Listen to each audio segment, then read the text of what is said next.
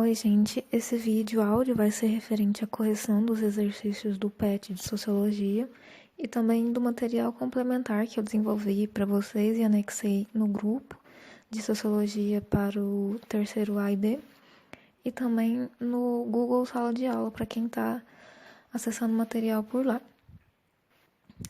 Então, a primeira questão que a gente vai analisar será a questão 1 do PET, que está situada na página 124 do material. Só que essa questão ela tá furada, Porque se a gente for ver, essa tabela, ela não tem fonte e ela tem uns dados bem contraditórios. E aí, no caso, teriam duas questões que a gente teria que marcar se a gente fosse considerar a que está errada, que é a questão PET, que seria a questão A e a questão C.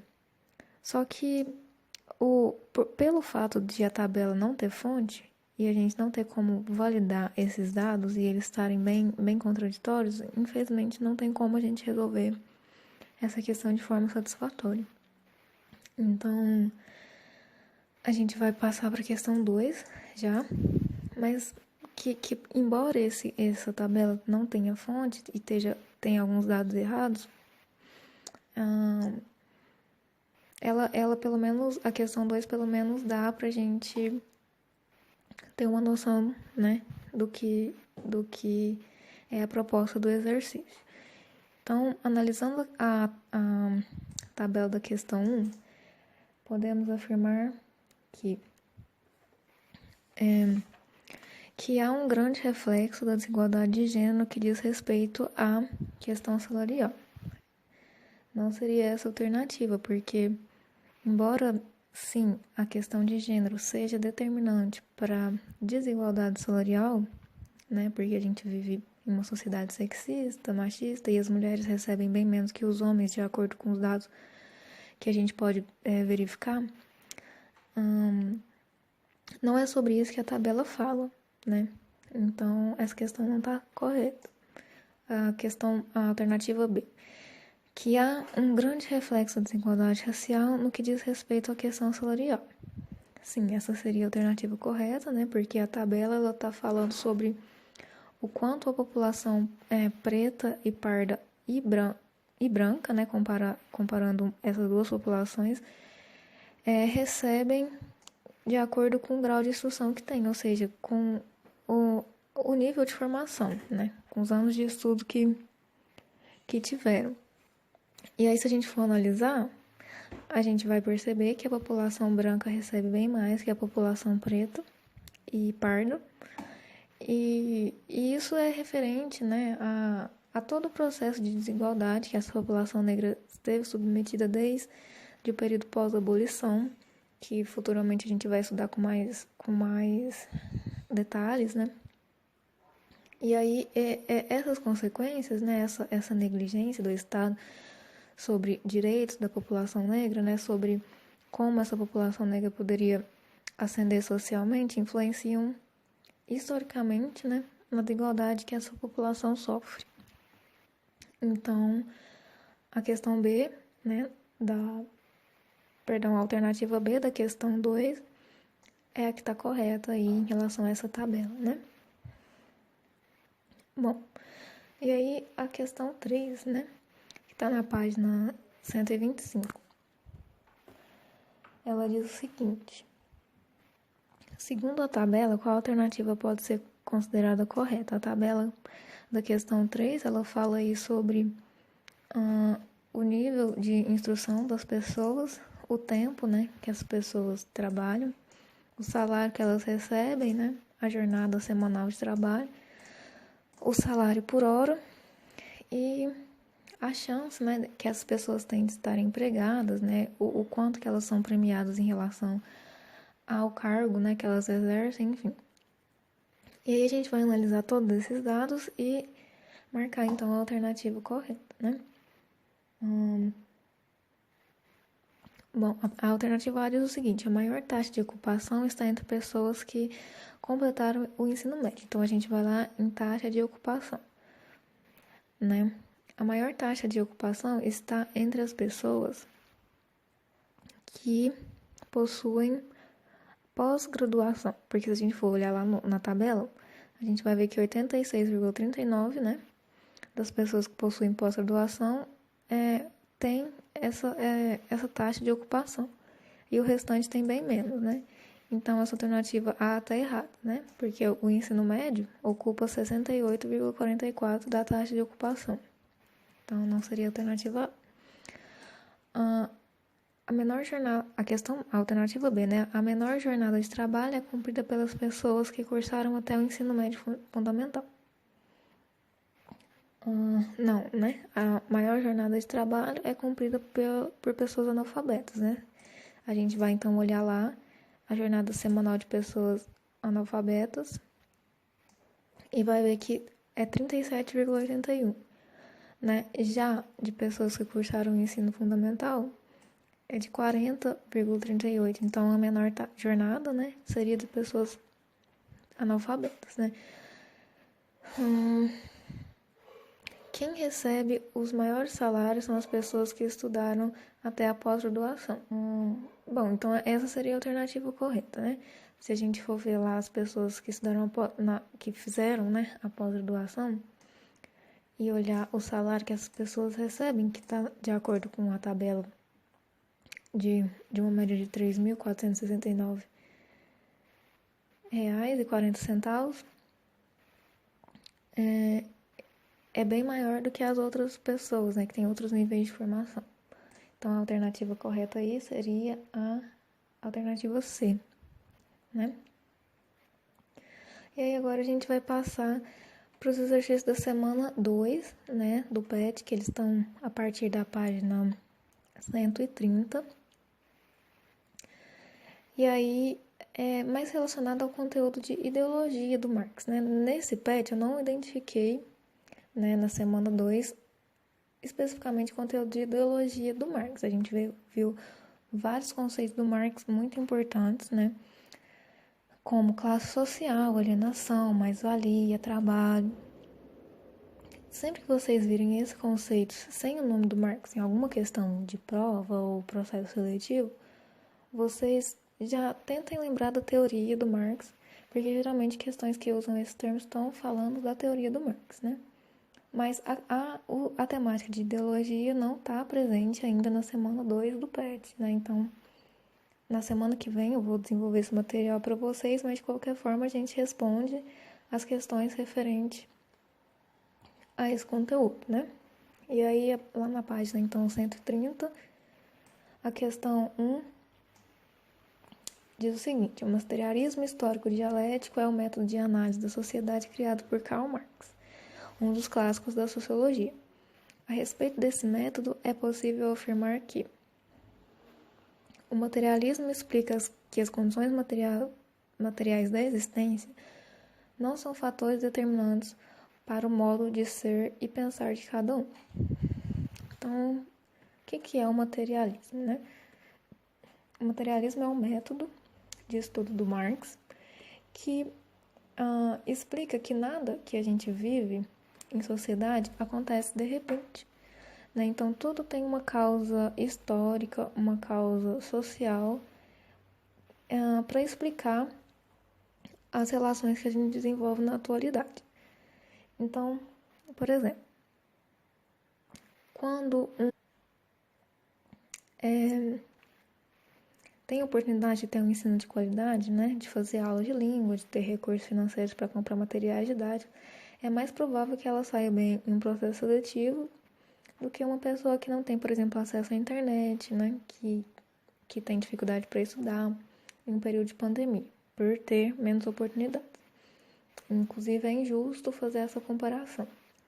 Então, o materialismo ele explica isso, né? Ele faz com que a gente perceba que as coisas não acontecem por acaso, que as coisas não dependem do esforço de alguma pessoa, porque seria injusto a gente falar para uma pessoa que não tem internet que ela estude, se esforce para passar no Enem, certo? Enquanto tem pessoas que têm oportunidades de estudar em casa, por ter uma internet boa, por ter aula particular, enfim.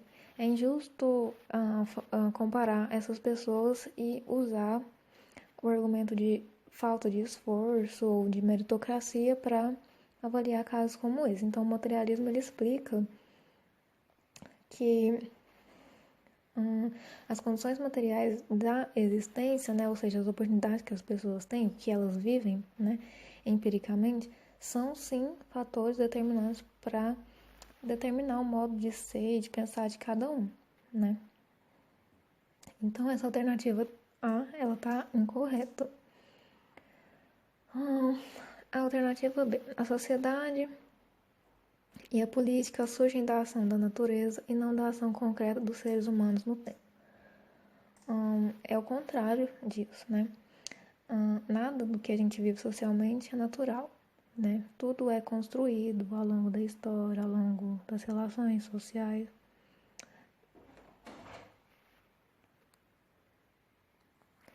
E pelas relações que os indivíduos desenvolveram ao longo do tempo. Então, a alternativa B está incorreta também.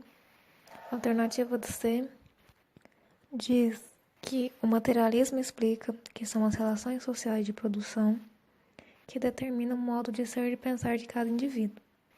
É um modo histórico, já que a sociedade e a política surgem da ação concreta dos seres humanos no tempo. Então, só lembrando, o que são as relações sociais de produção, né? É como que o sistema capitalista opera, né? Quem ocupa determinadas posições no sistema capitalista, né? Então, se a gente tem duas classes sociais, que é a burguesia, ou seja, os detentores dos meios de produção, e o proletariado, que são os detentores da força de trabalho, a posição que os indivíduos ocupam nessas duas classes sociais diz respeito a onde eles estão situados nas relações sociais de produção. Então essa alternativa ela está correta, né? Porque o lugar que os indivíduos ocupam nas relações sociais de produção determina as oportunidades que esses indivíduos adquirem, né? E com base nisso, e com base na história,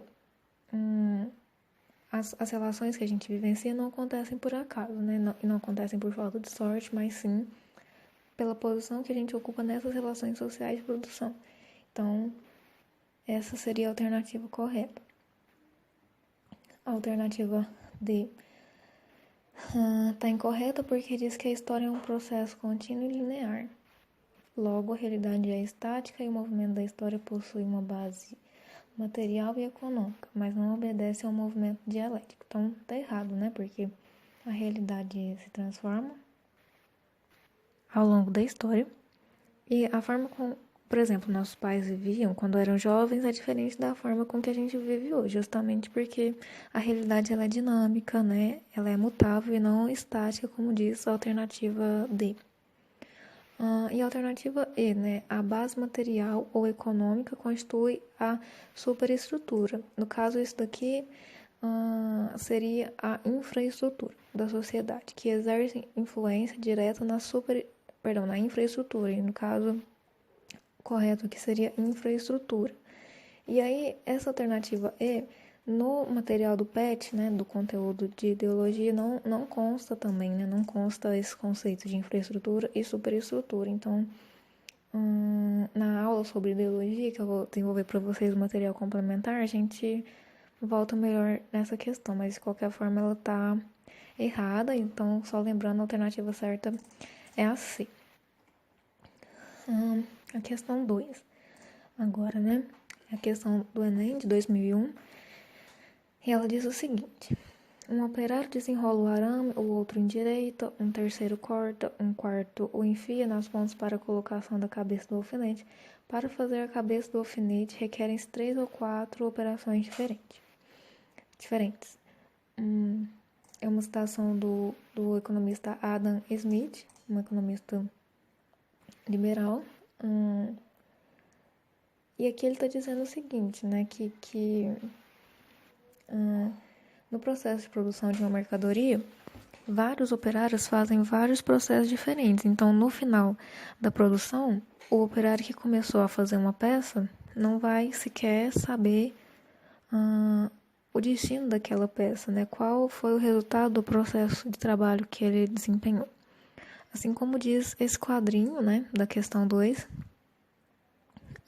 que um personagem fala: vou me apresentar amanhã E sabe o que eu vou fazer? Andar até o fim dessa linha de montagem e descobrir o que estou fazendo há 30 anos. Então, quer dizer, ele trabalhou 30 anos, né, produzindo uma parte da mercadoria sem saber qual mercadoria seria produzida no final do processo de trabalho.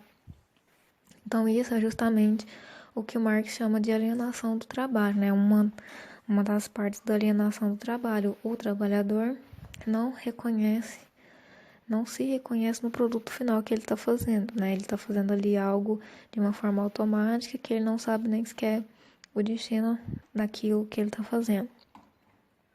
Então, a respeito do texto do quadrinho, são feitas as seguintes afirmações.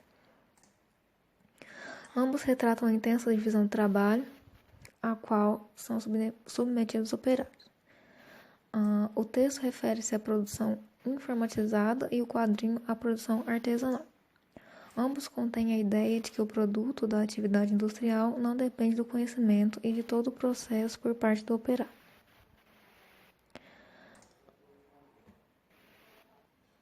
Então, o exercício pede que, dentre todas essas alternativas, apenas algumas estão corretas. No caso, seria a alternativa E, né? 1 e 3 estão corretas e a 2 não está correta, porque o quadrinho ele não se refere à produção artesanal, né? Ele se refere à produção industrial mesmo. Então, há né, alternativa 1 ali que diz que o texto e o quadrinho retratam a divisão do trabalho e afirma que o produto final não depende do conhecimento do operário do processo inteiro, é o que está correto, né? Mas o Marx critica isso porque ele acha que o trabalho deve ser ontológico, né? Deve ser o trabalho que edifica o indivíduo, que desenvolve as potencialidades humanas, e para que esse desenvolvimento ocorra é importante que o operário saiba todo o processo de produção, não apenas uma parte, né? Ou seja, não seja alienado nesse processo. Então, só confirmando, a alternativa certa é a I. Então, correta 1 e 3, né?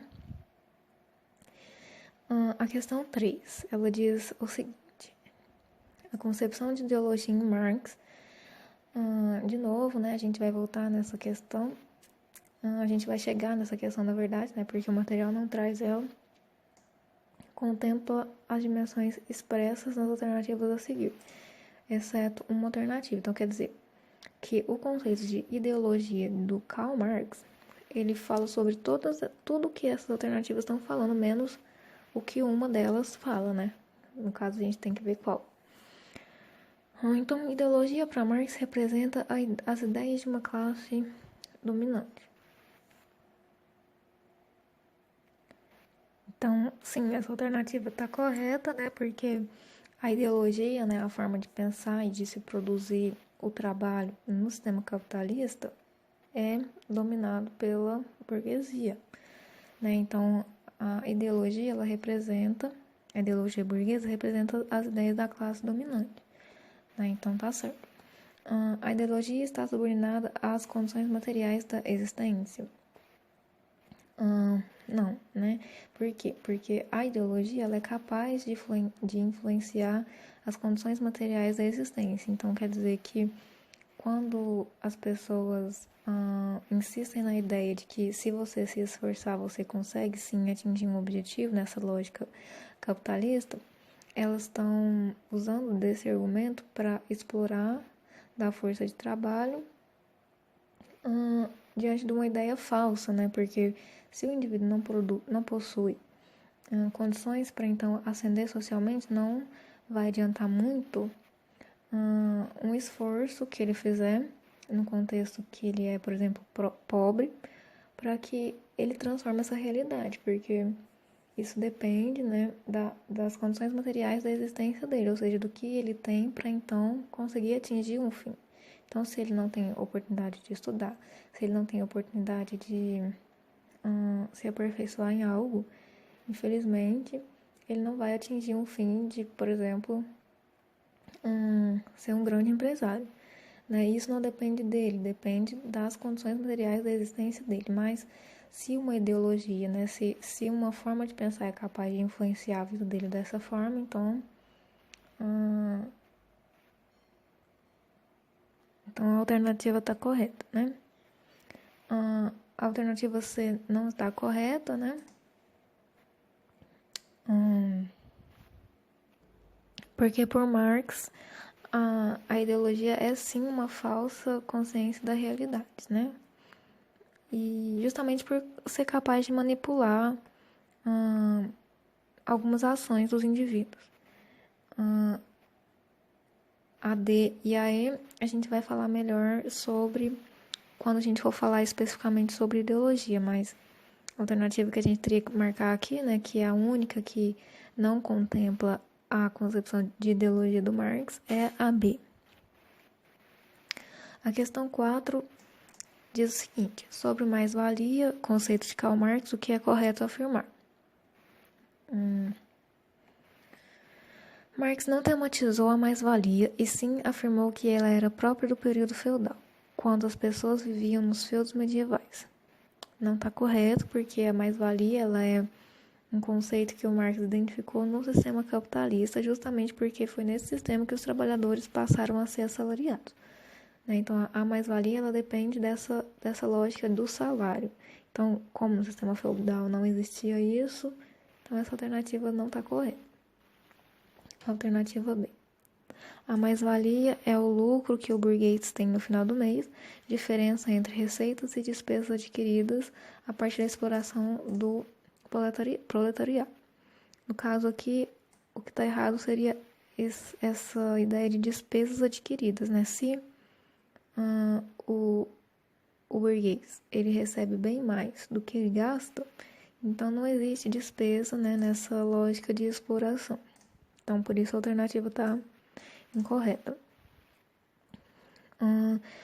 A alternativa C. A mais-valia depende da capacidade administrativa de um proletário, que administra as rendas obtidas. Não, né? No caso, quem administra essas rendas é o burguês.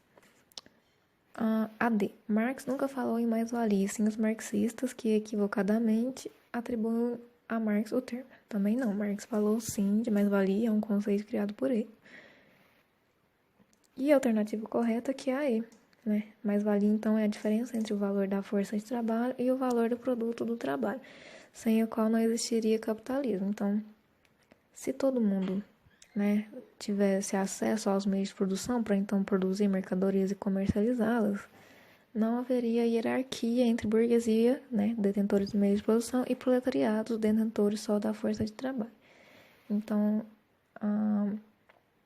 se não existisse mais-valia, né, que é proveniente da exploração da força de trabalho, realmente não existiria o sistema capitalista, né?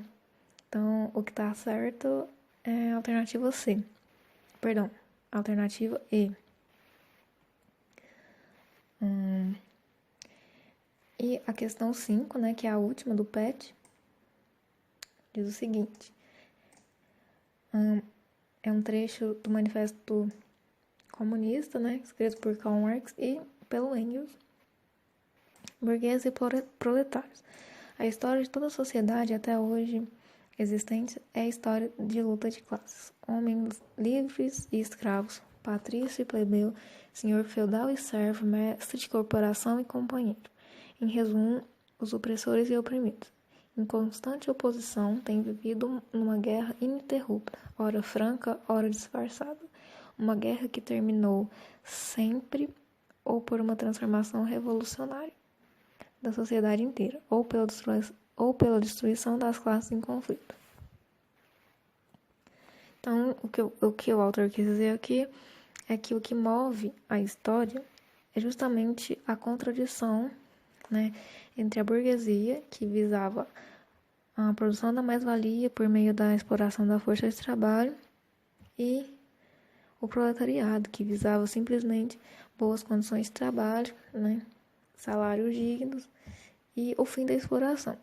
Então, como esses interesses são antagônicos e disso surgiram várias disputas ideológicas, políticas, o Marx diz que é a luta de classe que move, né, que transforma a história. Então, aqui está pedindo para a gente assinar a alternativa correta, de acordo com a frase. Para Marx, como se originam as classes sociais? Então, as classes sociais se originam da divisão entre governantes e governados? Não. Né? As classes sociais se originam da divisão entre sexos? Também não. As classes sociais se originam da divisão entre as gerações? Também não. As classes sociais se originam da divisão do trabalho? Sim. Seria a alternativa D, a correta, porque as classes sociais, elas marcam diferenças, né? Marcam a valorização de algumas profissões em detrimento de outras, né? Então, se a gente vê que alguns trabalhos produzem mais riqueza, né? Mais valia, na verdade, do que outros, esses trabalhos vão ser superiores e outros inferiores, né? Então, é justamente a divisão do trabalho, né? Tipo, de trabalho reprodutivo, trabalho produtivo, trabalho intelectual e trabalho manual, né? Que determina diferenças e desigualdades, né? Nas relações de trabalho e, consequentemente, origina as classes sociais. Então, a alternativa correta é a D. E agora, a gente vai partir para os exercícios que eu fiz para vocês no meu material complementar, que eu compartilhei. E a questão 1 é aberta, diz o seguinte, né? De acordo com Marx, o que explica a luta de classe? Então, é o que a gente falou na questão anterior, né? A luta de classes, ela se refere ao antagonismo, né? À oposição de interesses entre a burguesia e o proletariado, que é explorado, né, economicamente, dominado politicamente. Então, o que origina as lutas de classes, né, o que explica essa luta é justamente essa exploração, esse antagonismo, né. Bom, a questão 2. Por que é importante que os trabalhadores adquiram consciência de classe? Se os trabalhadores, né, os proletários, vivem numa condição de exploração, em que eles recebem bem menos do que eles produzem, isso é injusto. Só que isso só acontece por uma falta de consciência dessa exploração, né? Uma falta de consciência sobre qual lugar que o indivíduo ocupa nas relações sociais de produção. Então, a resposta seria que a consciência de classe é importante para subverter a exploração da força de trabalho dos proletariados e construir, então, uma nova sociedade, né, que seria originada pela socialização dos meios de produção. Então, o objetivo seria esse, né? Adquirir consciência de classe, então, socializar os meios de produção, para que eles não fossem só posse dos burgueses, né? Para que todo mundo pudesse acessar esses meios de produção, retomar esse trabalho ontológico, que é capaz de, então, desenvolver as potencialidades humanas, né? E erradicar a desigualdade econômica. E, bom, a questão 3. Embora a teoria de Marx seja referente ao século XIX, você observa a relação com a mesma nos dias atuais?